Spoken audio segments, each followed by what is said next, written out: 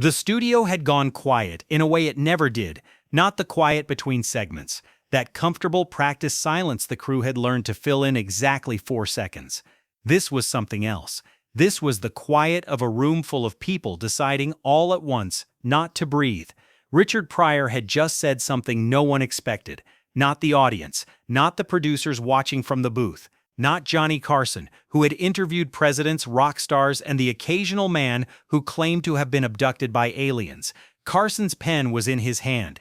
He didn't put it down. He didn't look at his notes. He looked at Richard. And for a moment, the whole Tonight Show machinery, 30 years of late-night perfection, simply stopped. What Richard had said wasn't in the pre-interview. It wasn't in the green room conversation. It wasn't anywhere in the file Carson's team had prepared. It was the truth. And on television in 1979, the truth was the most dangerous thing a black man in America could hand you. If this is your first time here, make sure you're subscribed. It really helps us keep these stories coming. In the spring of 1979, Richard Pryor was, by every measurable standard, the most successful stand-up comedian alive. Richard Pryor, live in concert, had just hit theaters in February, the first stand-up film ever given a wide theatrical release, and audiences were responding in a way no one had quite seen before. Not laughter exactly, or not only laughter. People were walking out of those screenings red-faced and shaking, some of them crying, most of them unable to explain why.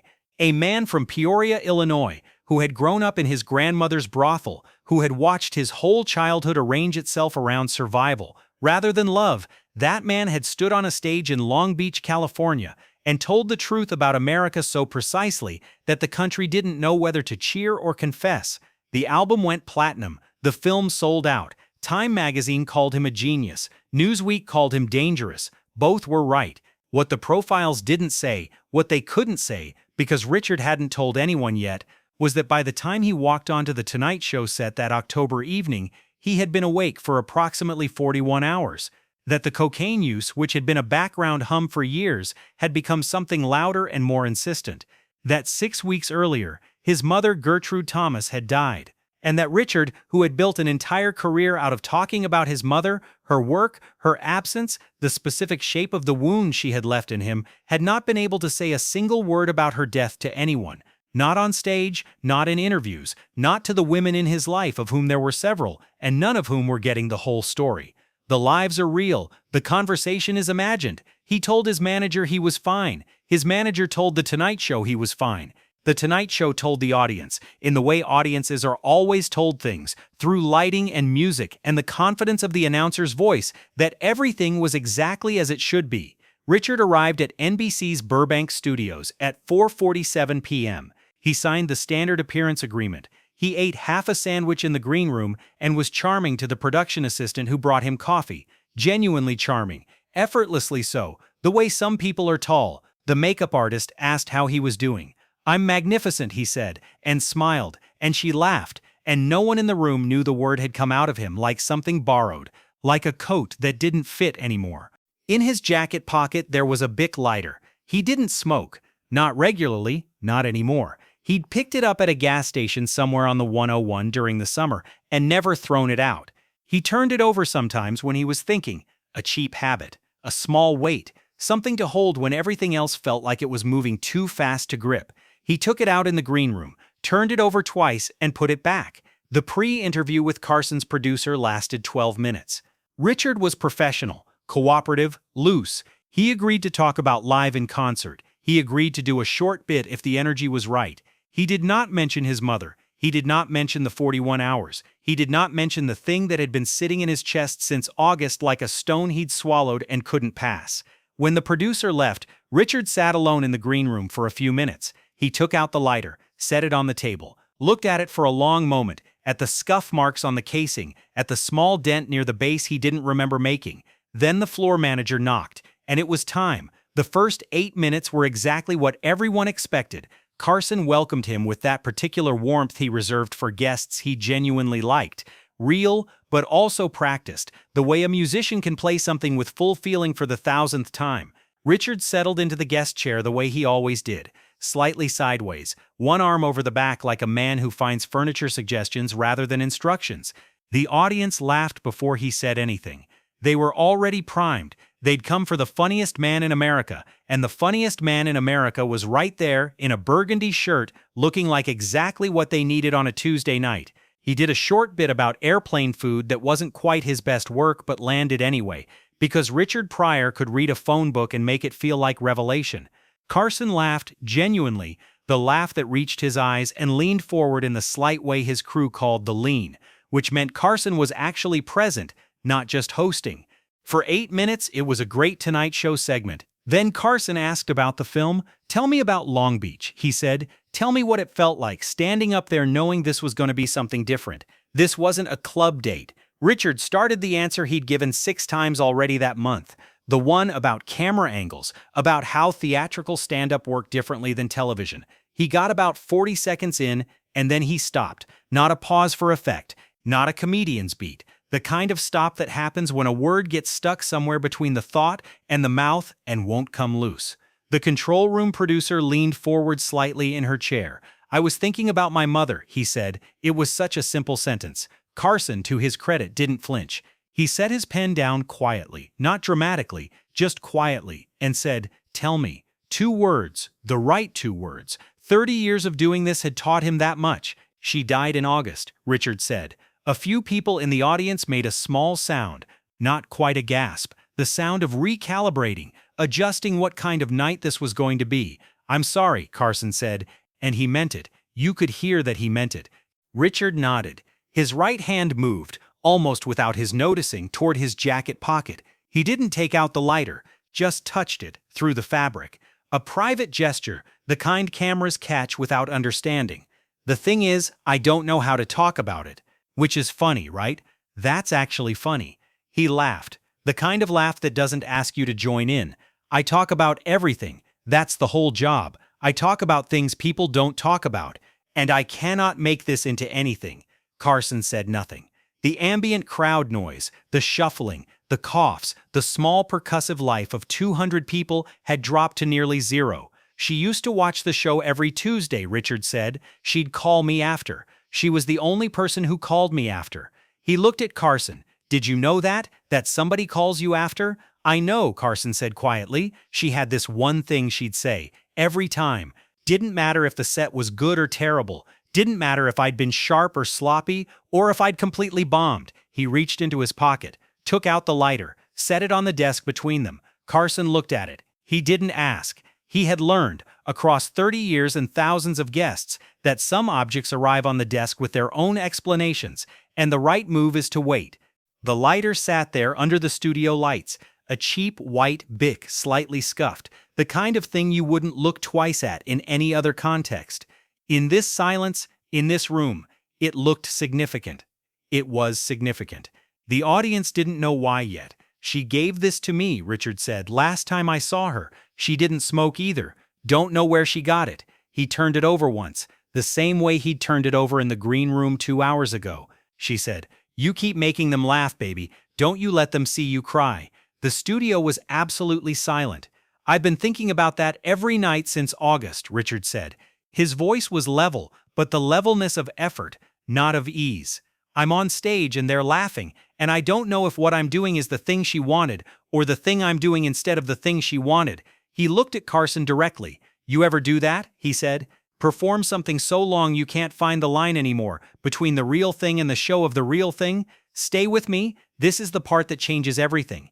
Carson was quiet for a moment. His expression didn't change. The professional stillness was intact, but something behind it shifted, the way a light changes when a cloud moves over it. "Every night," he said. The audience let something go. Not laughter, something quieter. Recognition. "Every single night," Carson said. "For 30 years. Carson's admission sat in the room for a moment, before either of them touched it. Richard looked at him, not with surprise exactly, more like the look of a man who has been carrying something heavy and has just seen someone else put down the same weight. He leaned back slightly in the chair. "You know what she never said?" Richard said. "In all those calls, all those Tuesdays, she never once told me she was proud of me." He said it without bitterness. As a fact, the way you state something you've spent a long time making peace with and haven't quite gotten there. Not once. She'd say you were funny tonight or that one joke didn't land, baby. She was always right about which one, but she never said proud. Carson said nothing. His pen was still on the desk. And I used to think for years I thought that was the thing. That was the wound, that she couldn't say it. Richard looked down at the lighter on the desk. But now I think, and I've been thinking about this since August, every night I think she was saying it. Don't let them see you cry. That was her version.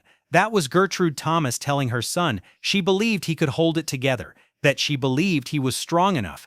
The silence that followed lasted 11 seconds. The control room logged it. 11 seconds of network airtime, long enough for a production assistant watching the clock to start reaching for her headset before the segment producer put a hand on her arm and shook her head. Let it go. The problem, Richard said, his voice quieter now, more careful, like a man stepping onto ice he isn't sure will hold, is that I don't know if I am strong enough. He picked up the lighter, turned it over once. I've been doing the show. Every night, doing the show, saying the words, getting the laughs, and there's a part of me that thinks, what if this is all it is now? What if the real thing is just gone? He set the lighter down again. What if she was wrong about me? Carson picked up his pen. Not to write anything. He hadn't written anything in 20 minutes. He just held it. A thing to hold. She wasn't, he said. Richard looked at him. She wasn't wrong about you, Carson said. And then after a pause that felt different from the other pauses, less broadcast silence, more the sound of a man choosing. My father told me once, I was maybe 19, he said. John, you're going to spend your whole life making people happy, and one day you're going to realize you have no idea what makes you happy. I thought he was being cruel. He paused. He wasn't being cruel. He was being a father. He was telling me the truth because he loved me, and I didn't understand that until it was too late to tell him I did. The audience was completely still. I've been doing this show for 30 years, Carson said. I have been, by every measure, successful. I am the best at what I do, and what I do is make people feel good at 11:30 at night. And there are evenings. He stopped. The professional mask was intact, but behind it something was working. Something was being decided. There are evenings when I walk out of here and I sit in my car in the parking structure and I think, who was that?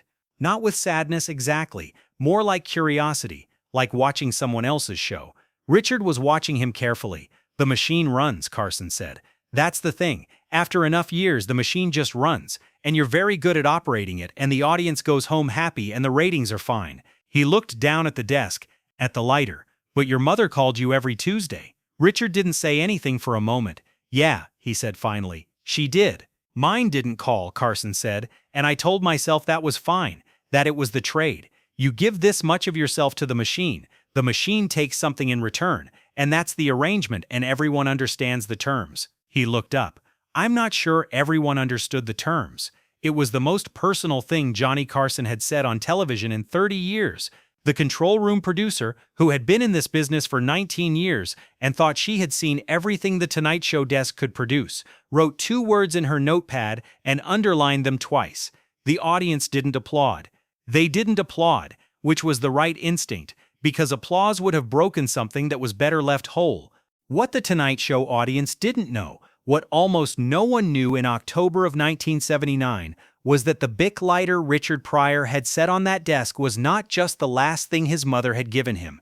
It was the same lighter he had been using for the past 3 months to freebase cocaine. Not exclusively. Not only that, but the object had accumulated meaning the way objects do when you carry them through enough difficult nights. It had become associated, in Richard's mind, with the ritual of it, with the specific shape of the relief, and then the absence of relief, and then the hunger for the next round of relief.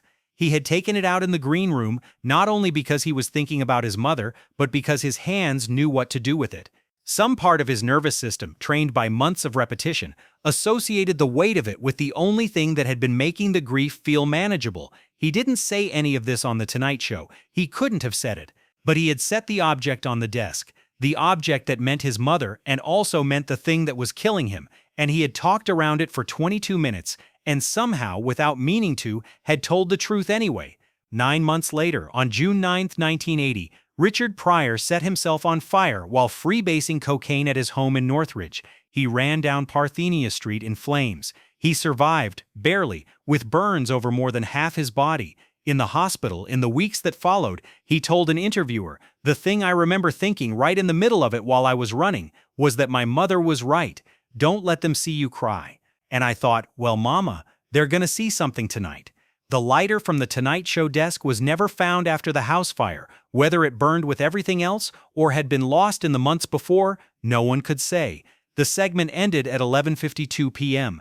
The show went to commercial, came back, finished its final minutes with a musical guest whose name no one in the control room could afterward remember. Standard closing, standard credits. The Tonight Show band played them out. Carson did not go directly to his dressing room. His assistant found him 40 minutes after the broadcast ended. In his office on the second floor, not at his desk, but standing at the window that looked out over the NBC lot, the parking structure, the lights of Burbank arranged in their familiar grid. She asked if he needed anything. "No," he said. Then, after a moment, "Did we get a good tape on that?" She told him yes, they had a good tape. "Good," he said. He didn't turn from the window. "Make sure it doesn't get cut." She left him at the window. Outside, Los Angeles kept running. The Tonight Show segment aired in full. NBC received more than 4,000 letters in the following 2 weeks, the largest viewer mail response to a single segment that year. Not about a political scandal, not about a celebrity death, about two men at a desk, talking. The New York Times television critic mentioned it in a year-end column as the most unexpectedly human moment in a year of late-night television. Neither that piece nor any other fully captured what had happened, which was perhaps the point. The things that matter most on television are usually the things that resist description afterward. Richard Pryor's Live-In Concert went on to gross over $40 million worldwide, becoming the highest-grossing stand-up film in history at that point. The people who worked on The Tonight Show that October night, the segment producer, the camera operator on Carson's close-up, the floor manager who had knocked on Richard's green room door, they remembered the interview more than the film. Some things are bigger than the work, even when the work is extraordinary. Richard Pryor was diagnosed with multiple sclerosis in 1986. By the early 2000s, the disease had taken most of his mobility.